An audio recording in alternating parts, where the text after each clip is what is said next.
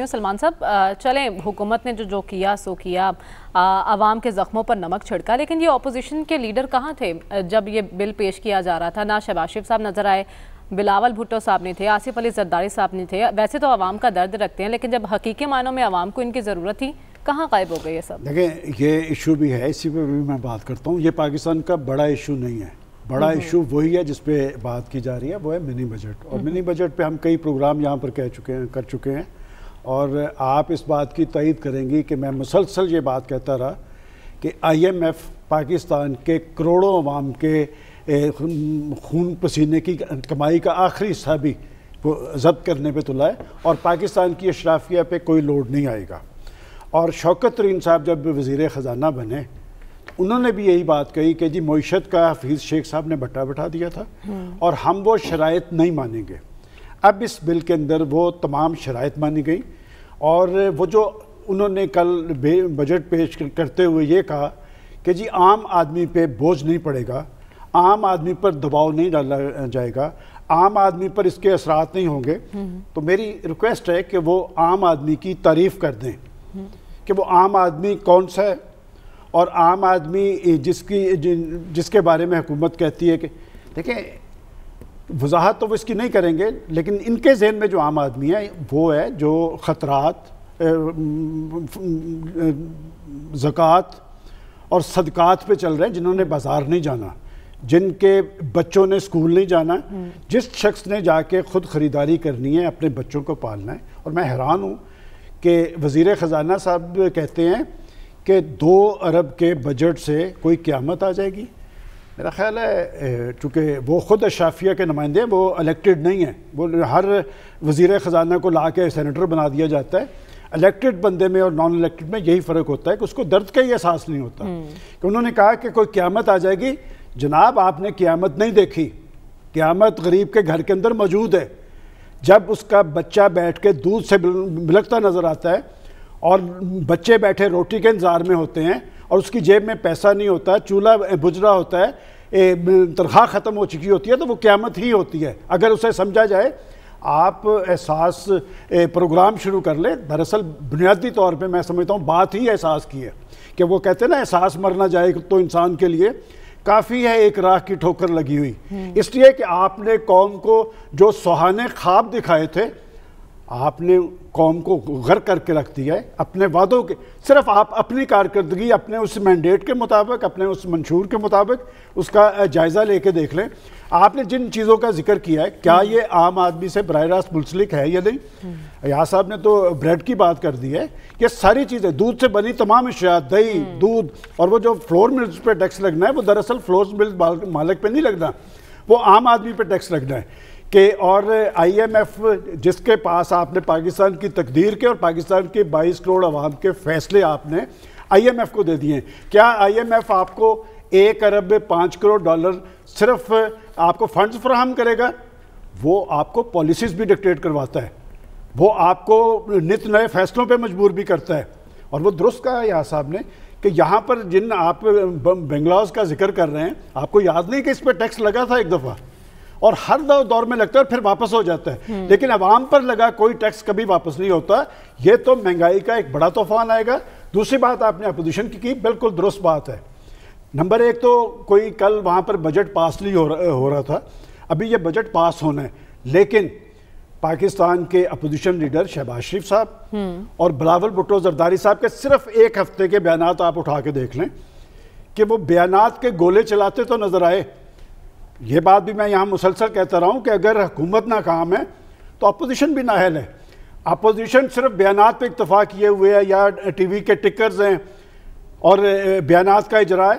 Actual क्या पाकिस्तान के करोड़ों अवाम जो महंगाई, बेरोज़गारी, गुर्बत, भूख, पसमानदगी की आग में जल रहे हैं, आप उनकी आवाज़ क्यों नहीं बने?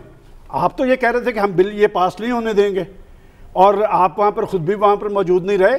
तो इसकी वजह से ये जो पाकिस्तान के अंदर जारी आपका जमहूरियत और जमहूरी अमल और जमहूरी सिस्टम है, लोगों का इस पर एतमाद उठ रहा है। एक अदम मबस्ती है, वो जो प्रोफेसर साहब एक बात कहा करते हैं कि जमहूरियत जिन मुल्कों के अंदर मौजूद है कि बात यह कि कोरोना आया तो वो अपने लोगों के साथ खड़े हुए और हम जब कंपैरिजन उनके साथ करते हैं, इसमें कोई शक नहीं कि अगर कोरोना जैसा अजाब आया था तो पाकिस्तानी हुकूमत ने कोशिश और काविशें की है, लेकिन पाकिस्तान के लोगों की तो जिंदगियां जीरन हुई हैं, उनके चूल्हे बुझ गए। क्या नवाज शरीफ के वक्त में रोटी की कीमत 12 रुपए थी? आज जाके लाहौर की जाके देखें 5 रुपए की रोटी 12 रुपए की मिल रही है। और जो लोग 3 रोटियां खाते थे, देखें मेहनत कश ज़्यादा खाता है, इसलिए कि उसने मेहनत करनी है। 3 रोटियों वाला 2 पे आ गया, 2 वाला 1 पे आ गया। एक बात मैं हमेशा कहा करता हूँ कि लोग जो हैं, ख़ास तौर पे मेहनत कश जो हैं, मजदूर जो हैं, गरीब जो है, वो खुद भूख बर्दाश्त कर लेता है। बच्चों की भूख कभी नहीं कोई बर्दाश्त करता, बच्चे को मरता नहीं देखता। हाँ, अब ऐसे हो रहा है कि कोई ऐसा दिन नहीं जा रहा कि पाकिस्तान के किसी हिस्से से ये खबर ना आती हो, आप अखबार उठा के देख लें कि लोग जिंदगियों से आज़ाद हो रहे हैं, खुदकशियाँ करते हैं बच्चों के साथ। और ये है वो पाकिस्तान के अंदर सियासी तब्दीली जिसका ख्वाब दिखाया गया। और अब देखें, मैं ये बात कोई बड़े बुझे दिल के साथ कह रहा हूं कि अब झूठ बोला जा रहा है। अच्छा। और वो वज़ीर ख़जाना झूठ बोल रहा है जो आज से 6 माह पहले कहता नजर आ रहा था कि हम ये शराइत कबूल नहीं करेंगे, मनो अनुसारी शराइत। आपका पॉइंट आ गया सलमान साहब। डॉक्टर साहब, $1 अरब लेने के लिए 2 अरब का टैक्स आम आदमी पर लगाया जा रहा है। ये सिर्फ हम नहीं कह रहे बल्कि अरकान असम्बली भी इजलास में फट पड़े, जिसमें शौकत तरीन साहब से वो बहुत से सवालात कर रहे थे और जवाब वज़ीर आज़म इमरान खान दे रहे थे। 343 अरब है वो जो आम आदमी पर जो टैक्स लगाया जा रहा है ना, उसकी मैं बात कर रही हूँ। डॉक्टर साहब, हमने देखा कि इजलास में वज़ीर आज़म जवाब देते हुए नजर आए, वज़ीर ख़जाना को बार बार उन्होंने टोका और अरकान असम्बली कह रहे थे कि अवाम को सब्ज़ बाग दिखाते रहें, अब अमली इक़दामात का वक्त है। तो ये अवाम के नुमाइंदे हैं या IMF के तर्जुमान हैं? मुल्क की तकदीर किन के हाथों में है? देखिए, जो अमली इक़दामात हैं वो कर लें पार्लियामेंट के मेंबरान। मतलब ये है कि अपोजिशन का भी एक रोल होता है, वो कोई मुतबादिल निज़ाम दे दें। जहाँ तक बजट का ताल्लुक़ है, वो उसका जब 150 आइटम पे GST को आप बढ़ाते हैं 5% या 7% से 17% पे ले जाते हैं, तो फ़र्क पड़ता है, हर इंसान को फ़र्क पड़ेगा इसका। क्योंकि इसके साथ साथ जो पेट्रोल की कीमत बढ़ेगी वो भी तो अब बढ़नी है ना, इलेक्ट्रिसिटी की कीमत बढ़नी है। तो जब सब चीज़ों को इकट्ठा करते हैं तो जो मल्टीप्लायर इफ़ेक्ट है वो आम आदमी पे पड़ता है। हाँ, अगर आम आदमी को इस तरह डिफ़ाइन करें कि आम आदमी वो होता है जो रोटी ना खाए, आम आदमी वो होता है जो बीमार पड़े तो अस्पताल ना जाए, आम आदमी वो होता है जब उसको नौकरी ना मिले तो रोए ना, तो ऐसे आम आदमी पे तो बजट का असर नहीं होगा। लेकिन वैसे जो नॉर्मल आम आदमी है उसकी ज़िंदगी पे इसलिए असर पड़ता है कि बहुत से ऐसे आइटम हैं जो लोकल हैं, उन पे भी GST जब 17% पे जाता है तो जाहिर है कि वो दुकानदार या प्रोडक्शन करने वाला खुद तो नहीं अपनी जेब से देगा, वो पास ऑन करता। फिर एक और प्रॉब्लम है हमारे यहाँ जो इसका बजट से ताल्लुक़ नहीं है। देखिए, हमारे यहाँ अब ये ट्रेंड बन गया है कि परचून के लेवल पे, यानी थोक का लेवल तो एक होता ही है, परचून के लेवल पे भी दुकानदार अपनी मर्ज़ी से कीमतें तलब करते हैं, क्योंकि उनको पता है कि हुकूमत को फुर्सत नहीं है कि वो मार्केट को रेगुलेट करे। तो उससे भी एक मल्टीप्लायर इफ़ेक्ट जो है वो पड़ता है। तो मेरा ख़्याल ये है कि इसमें जो इन्होंने फूड आइटम्स ऐसे हैं जो देसी फूड आइटम हैं उनका नेगेटिव असर है।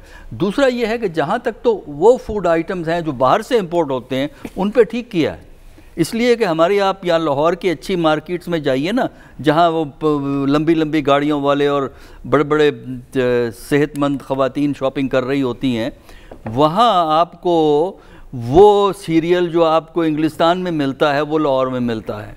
वो जो जैम जेली मुरब्बाजात जो आपको इंग्लिस्तान में मिलते हैं वो वाया दुबई यहाँ पहुँचे हुए होते हैं। तो इन आइटम्स पे तो बाहर से आए हुए चीज़ों पे तो बिल्कुल मेरा नज़दीक सही हुआ फैसला। और इसी तरह जो फुली असेंबल्ड गाड़ियाँ बाहर से आ रही हैं उन पे भी टैक्स को बढ़ाया, वो भी मेरा ख्याल है आज एक दुरुस्त फैसला है कि इसलिए कि आपको बाहर से बड़ी बड़ी असेंबल्ड गाड़ियों को डिस्करेज करना चाहिए।